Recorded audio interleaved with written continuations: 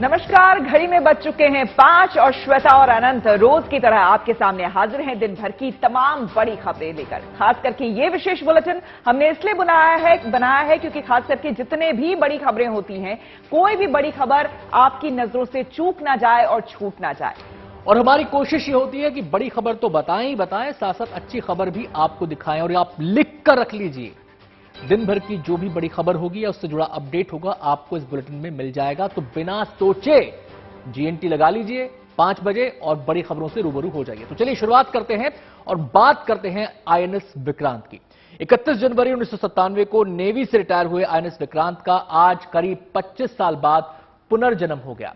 प्रधानमंत्री नरेंद्र मोदी की मौजूदगी में विक्रांत को भारतीय नौसेना में आधिकारिक रूप से शामिल कर लिया गया, यानी कि अब वो नौसेना का हिस्सा है। 1971 की जंग में आईएनएस विक्रांत ने अपने सी हॉक लड़ाकू विमानों से बांग्लादेश के चिटगांव, कॉक्स बाजार और खुलना में दुश्मन के ठिकानों को तबाह कर दिया था। आईएनएस विक्रांत भारत में बना पहला एयरक्राफ्ट कैरियर है। बिल्कुल, आपको बता दें कि भारतीय नौसेना का दूसरा विमान वाहक पोत आईएनएस विक्रांत 76% ही स्वदेशी है।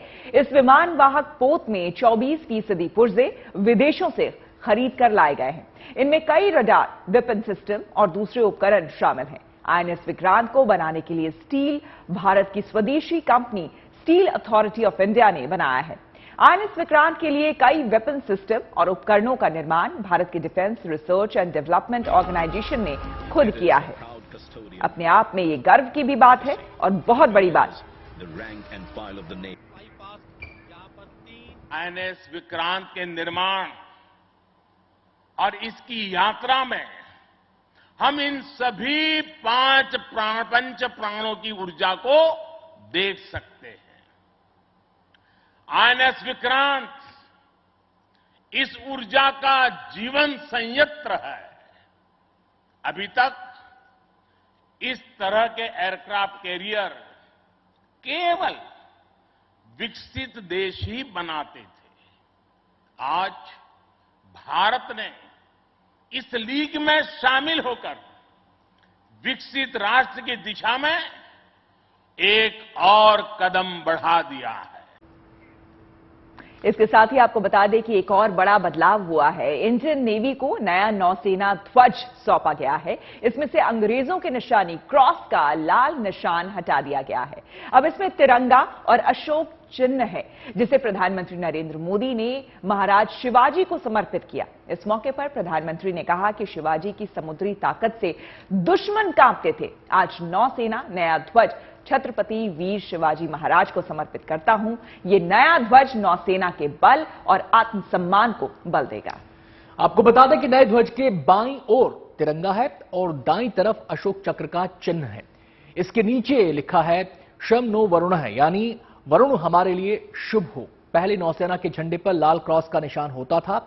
ये सेंट जॉर्ज क्रॉस था, जो अंग्रेजों के झंडे यूनियन जैक का हिस्सा था। सेंट जॉर्ज क्रॉस ईसाई संत और योद्धा की निशानी थी।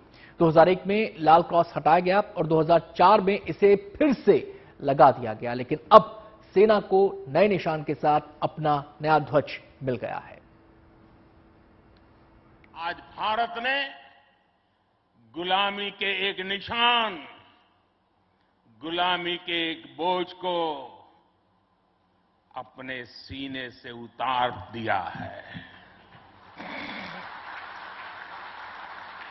आज से भारतीय नौसेना को एक नया ध्वज मिला है। अब तक भारतीय नौसेना के ध्वज पर गुलामी की पहचान बनी हुई थी, लेकिन अब आज से छत्रपति शिवाजी महाराज से प्रेरित नौसेना का नया ध्वज समंदर और आसमान में लहराएगा। तो देश के गौरव से जुड़ी खबरें आपने देख ली। अब अगली खबरों का रुख करते हैं और बात करते हैं चार धाम यात्रा की। चार धाम यात्रा को लेकर हर साल की तरह इस साल भी श्रद्धालुओं में जबरदस्त उत्साह दिखाई दे रहा है। मानसून में यात्रा की रफ्तार धीमी रही, क्योंकि बरसात की वजह से कई जगह पहाड़ खिसके, कहीं नदियां उफान पर थीं, तो तमाम मुश्किलात को देखते हुए रफ्तार थोड़ी धीमी हो गई। लेकिन 1 सितंबर से चारधाम यात्रा के फिर रफ्तार पकड़ने लगी है। केदारनाथ धाम के लिए हेलीकॉप्टर सेवाओं की बुकिंग शुरू हो चुकी है। अब तक 93,000 यात्री हेलीकॉप्टर सेवा से बाबा केदार के दर्शनों को पहुंच चुके हैं। आपको बता दें कि 10 सितंबर तक केदार घाटी में 8 हेलीकॉप्टर सेवाएं पहुंच जाएंगी।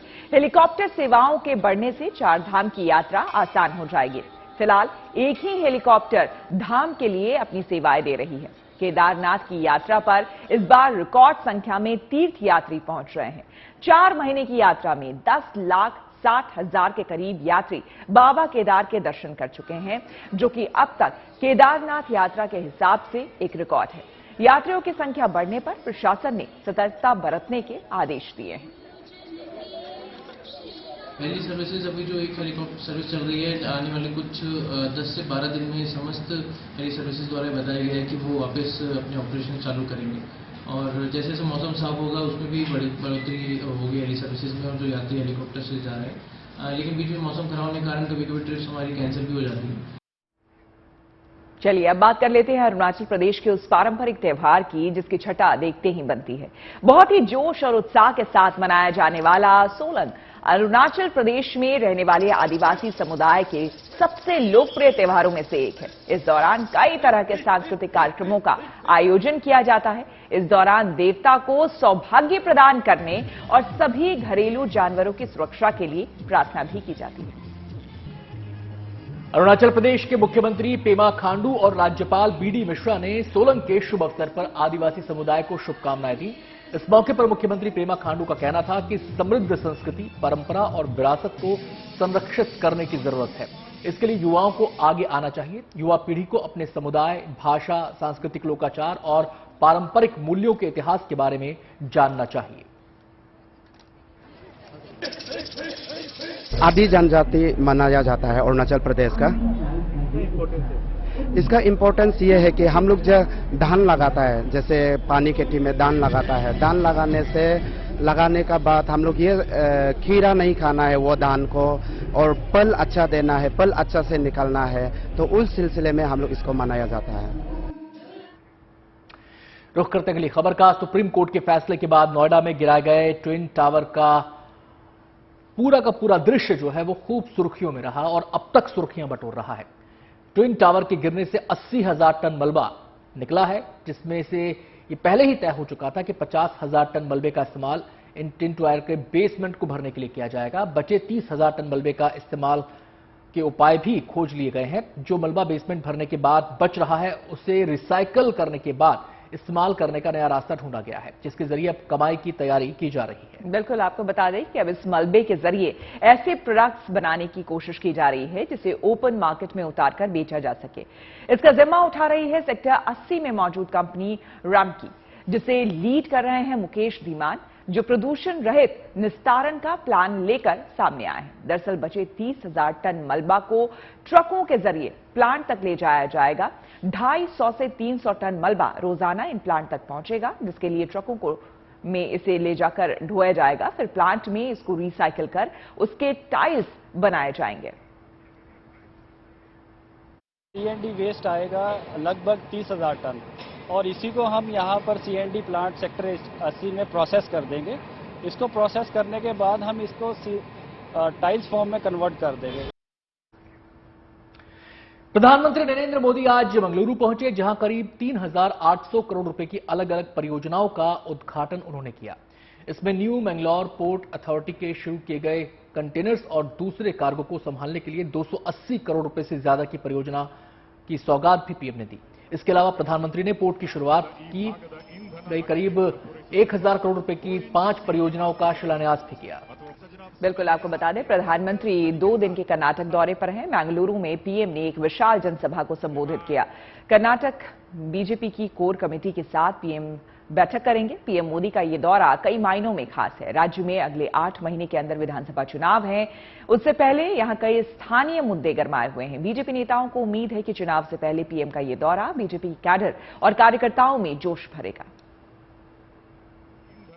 इन प्रोजेक्ट से कर्नाटका में व्यापार, कारोबार को, उद्योग को और ताकत मिलेगी। ईज ऑफ डूइंग बिजनेस को बल मिलेगा। विशेष रूप से वन डिस्ट्रिक्ट वन प्रोडक्ट के तहत विकसित किए जा रहे कर्नाटका के किसानों और मछुआरों के उत्पादों को अंतर्राष्ट्रीय बाजारों तक पहुंचाना और आसान होगा। तो आज के दौर में आपको बता दें, जहां स्मार्ट स्कूल और क्लासेस बन रहे हैं, वहीं देश में कुछ ऐसे सरकारी स्कूल भी हैं जो अपनी अनोखी पहल और प्रयोग की वजह से प्राइवेट स्कूलों को टक्कर दे रहे हैं और उनमें बहुत आगे है। आज आपको हम हिसार जिले के गांव खरकड़ा के सरकारी स्कूल में बनी प्रयोगशाला को दिखाते हैं, जिसे करीबन 6 साल पहले स्कूल के प्रिंसिपल राजकुमार ने वेस्ट मटेरियल से तैयार किया है और बच्चों को खेल खेल में मुश्किल माने जाने वाले विषय जैसे कि गणित और विज्ञान के प्रैक्टिकल को आसान तरीके से समझाया जाता है, जिससे बच्चों की नींव मजबूत हो सके। इस प्रयोगशाला में बनी सोलर सिस्टम, बारिश नापने के लिए बनाया गया यंत्र, सूर्य ग्रहण और चंद्र ग्रहण का मॉडल भी यहां पर बनाया गया है, सूर्य से टाइम नापने की मशीन, खाद्य पदार्थों की पहचान, उसके अलावा गणित में जमा घटा को समझना, गुणा और भाग का मॉडल, पुरानी करेंसी, अलग अलग आकृतियां, क्षेत्रफल को समझाने का मॉडल, अपनी हैंडराइटिंग को सुधारने के लिए भी मॉडल बनाया गया है। तो तमाम चीजें इस प्रयोगशाला में देखी जा सकती हैं। सर, इसमें लगभग 80-90% जो है वेस्ट मटेरियल ही प्रयोग किया है। हमारे सराउंडिंग एरिया के अंदर जो जो चीजें मेरे को मिल सकती थी, उन्हीं चीजों का सहारा लेके मैंने अपनी तरफ से कोशिश की कि उन सभी चीजों का प्रयोग कर कर एक ऐसे मॉडल तैयार किए जाए और उसको लैब का रूप दे दिया जाए। सितंबर का महीना है, लेकिन बाढ़, बारिश और तबाही खत्म नहीं हो रही। पहाड़ से लेकर मैदान तक आसमान से आफत बरस रही है। नदियां उफान पर हैं। इलाहाबाद से लेकर बनारस तक गंगा के पानी से घाट लबालब है। बिहार में भी कई जगहों पर गंगा अपने रौद्र रूप में नजर आ रही है। बिल्कुल, आपको बता दें, कल देर शाम हुई भारी बारिश ने पिथौरागढ़ जिले के नाचनी क्षेत्र में कहर बरपाया। यहां बारिश इतनी तेज हुई कि सभी नदी नाले उफान पर आ गए। भारी बारिश की वजह से थल मुंशियारी मार्ग पर हरोडिया नाला अपने पूरे उफान पर है, जिसकी वजह से पानी और मलबा नाले में बने वैली ब्रिज के ऊपर तक पहुंच गया। पानी और मलबे से वैली ब्रिज को भारी नुकसान पहुंचा है, जिसके चलते इस वैली ब्रिज में फिलहाल यातायात पूरी तरह से बंद कर दिया गया है। प्रशासन पूरी तरह से अलर्ट है। बाढ़ बारिश के बीच बचाव और राहत का काम भी चलाया जा रहा है।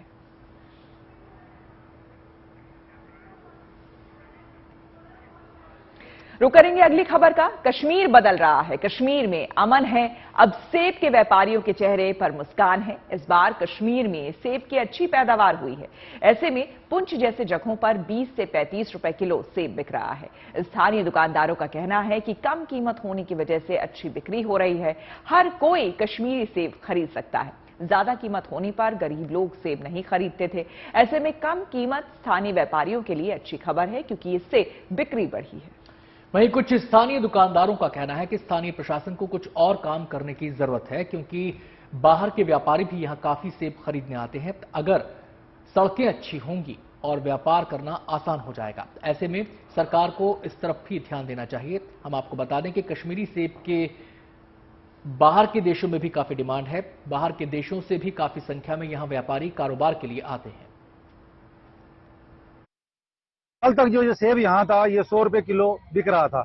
आज 20-25 रुपए किलो ये सेब बिक रहा है मार्केट के अंदर, हमारी पुंछ के अंदर, जिसको हर गरीब खरीदने के लिए तैयार है। पुंछ में जो सेब आता था, ये मूल रोड पहले थी नहीं, अब मूल रोड बनने से ये फायदा हुआ कि ये सेब जो है हर एक आदमी तक पहुंच रहा है। गरीब आदमी भी इसको ले सकता है, क्योंकि सेब की कीमत बड़ी कम है। और अब खबर खेल के मैदान से।